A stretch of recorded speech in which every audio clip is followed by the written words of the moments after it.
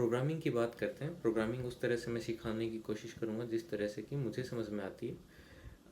हम specific programming language पर बाद में जाएंगे। सबसे पहले हम डिस्कस करेंगे जनरल प्रोग्रामिंग लैंग्वेज के कंसेप्ट्स। हम कुछ थोड़ा बहुत थ्योरेटिकल पार्ट भी करेंगे। वो कोई बुकिश थ्योरेटिकल पार्ट नहीं होगा, बल्कि ऐसा थ्योरेटिकल पार्ट होगा जो कि आपको प्रोग्रामिंग को इन जनरल बेहतर तरीके से समझने में हेल्प करेगा। हम उसी से ही शुरुआत करेंगे। हम शुरुआत करेंगे सबसे पहले डेटा से, कि डेटा के कितने टाइप्स होते हैं, डेटा क्या चीज़ है, एक्सेट्रा। डेटा क्या चीज़ है ये अब हम सबको पता है। जैसे अगर मैं कुछ वर्ड्स भी बोल रहा हूँ, कोई शब्द बोल रहा हूँ, या आप मुझे देख पा रहे हैं, ये सब कुछ डेटा है।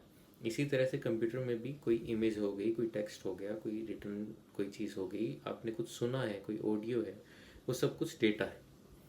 कंप्यूटर के अंदर इन जनरल मैं डेटा को 3 टाइप में डिवाइड करता हूँ। सबसे पहला है नंबर्स, फिर है स्ट्रिंग्स, और फिर है बुलियन। अच्छा, मैंने ये क्यों कहा कि मैं 3 टाइप में डिवाइड करता हूँ, क्योंकि इन जनरल ये हर एक बुक, ऑथर, उन सब पर डिपेंड करता है कि वो किस तरह से इसे रिप्रेजेंट करना चाहते हैं। हो सकता है कि वो एक ज़्यादा ब्रॉडर क्लासिफिकेशन ले, या हो सकता है वो एक ज़्यादा नैरो क्लासिफिकेशन ले। वो उन पर डिपेंड करता है, उनके यूजेस पर डिपेंड करता है। हमारे लिए डेटा के 3 टाइप्स हैं। सबसे पहला है नंबर्स, ऐसी चीज़ें जिन पर कि मैथमेटिकल ऑपरेशंस किए जा सकते हैं।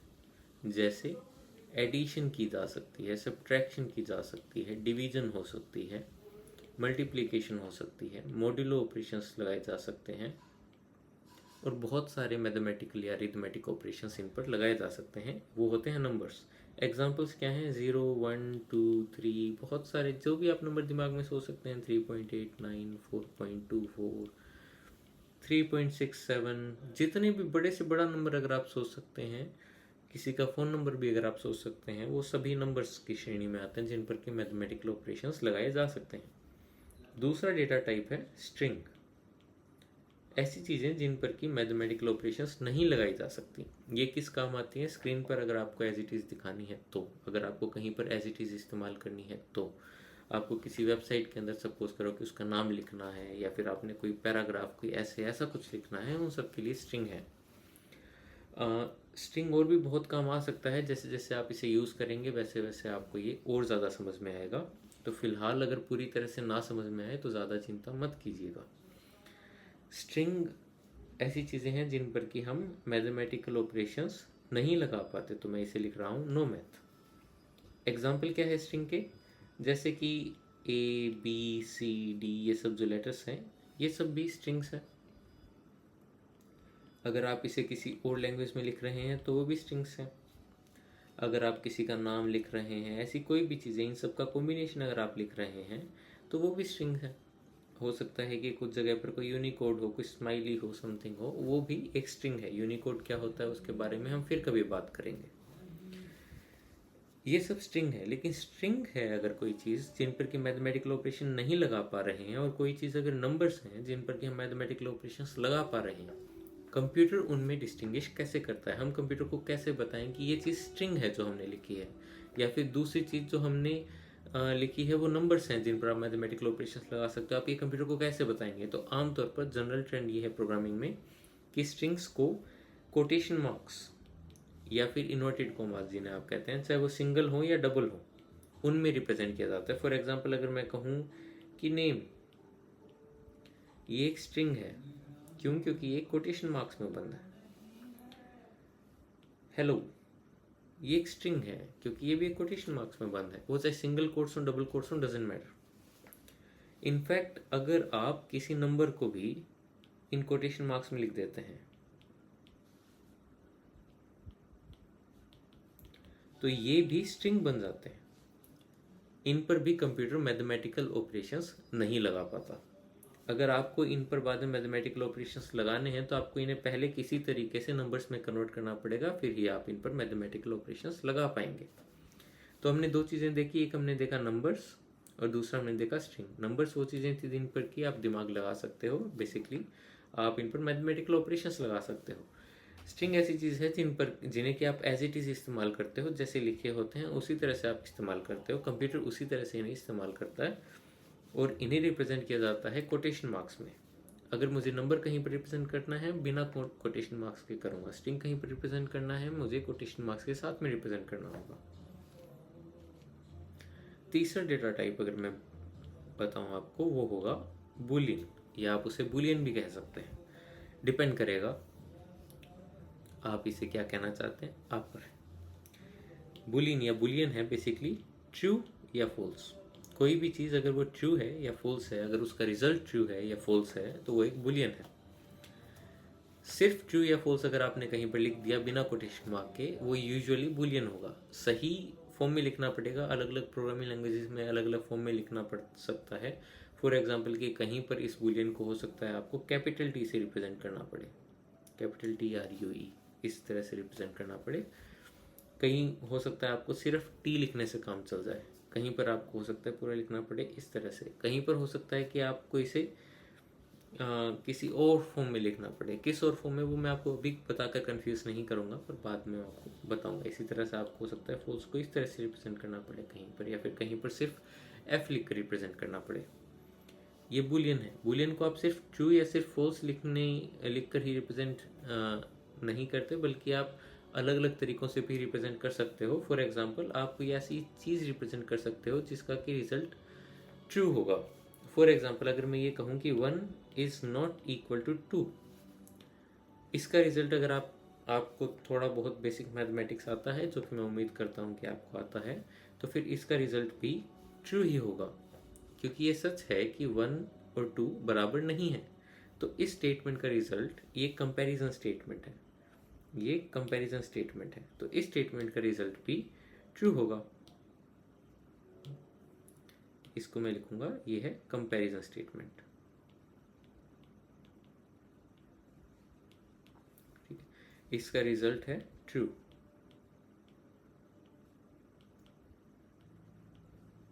तो ये क्या है, एक बुलियन है।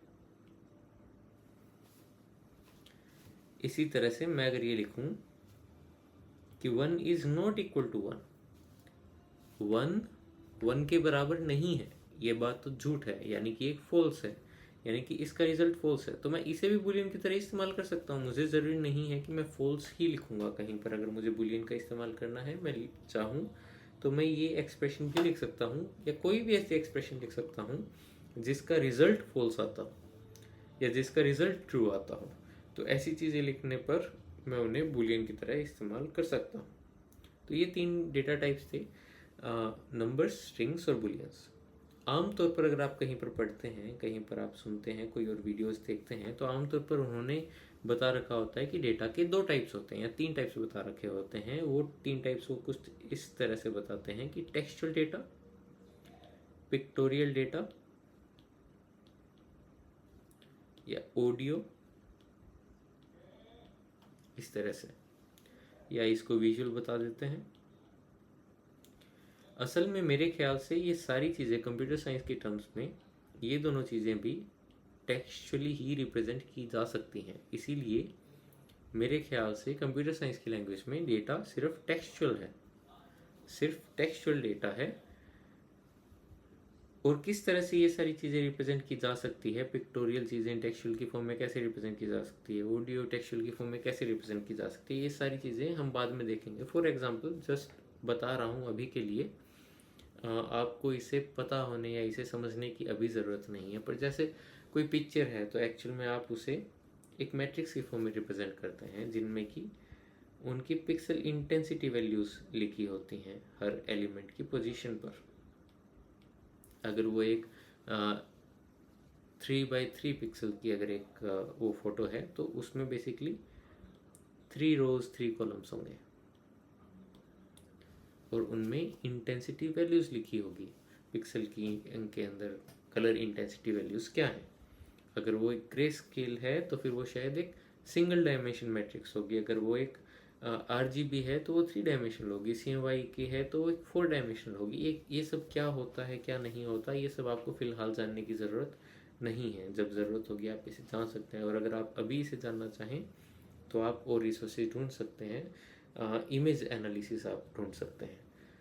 तो इमेज एनालिसिस कैसे होता है, कैसे करते हैं, ये आमतौर पर लोग इनके लिए टूल्स यूज़ करते हैं। फिजी या इमेज जे भी कह सकते हैं आप इसे, या फिर मैटलैब वगैरह। इनमें मैथमेटिकल कंसेप्ट्स कई सारे यूज़ होते हैं जैसे फूरियर ट्रांसफॉर्म वगैरह, पर आपको उन सबको अभी समझने की ज़रूरत नहीं है। मेरा मकसद ये बताने का बस इतना था कि पिक्चर्स को भी आप बेसिकली टेक्सचुअल फॉर्म में रिप्रेजेंट कर सकते हैं, इसी तरह से आप ऑडियो को भी टेक्सचुअल फॉर्म में रिप्रेजेंट कर सकते हैं। और आप अगर इन दोनों चीज़ों को टेक्सचुअल फॉर्म में रिप्रेजेंट कर सकते हैं तो फिर इट मेक्स सेंस कि मैं आपको सिर्फ 3 डेटा टाइप्स बताऊं, जो कि हैं नंबर्स, स्ट्रिंग और बुलियन। That's it. तो नंबर्स क्या थे, जिन पर मैथमेटिकल ऑपरेशन लगाए जा सकते हैं। स्ट्रिंग्स क्या थे, जिन पर कि मैथमेटिकल ऑपरेशन नहीं लगाए जा सकते। और बुलियन क्या है, बेसिकली रिजल्ट है कि कोई चीज़ सच है या नहीं है, कि कोई चीज़ ट्रू है या फॉल्स है। आप रिजल्ट को भी डायरेक्टली लिख सकते हो या आप ऐसी स्टेटमेंट लिख सकते हो जिसका रिजल्ट ट्रू या फॉल्स आ रहा है, वो भी एक बुलियन ही होगी। तो दैट्स इट। आज के लिए डेटा टाइप्स का लेक्चर ख़त्म होता है। आगे हम इसी तरह से लेक्चर्स जारी रखेंगे। कुछ थ्योरी भी बता रहे हैं, आगे थोड़े प्रैक्टिकल कंसेप्ट्स भी बताएंगे। अगर आपके कोई भी डाउट्स हो, feel free to write in the comment section. आप कमेंट सेक्शन में बेशक पूछें। आपको कोई और सजेशन हो आपका, आप वो भी कमेंट सेक्शन में लिख सकते हैं। और अगर कमेंट सेक्शन में मैं किसी के पास में जवाब नहीं भेज पा रहा, तो आप अपनी क्वेरी मुझे ईमेल से भी लिख सकते हैं। मेरा ईमेल एड्रेस डिस्क्रिप्शन में दिया होगा। धन्यवाद।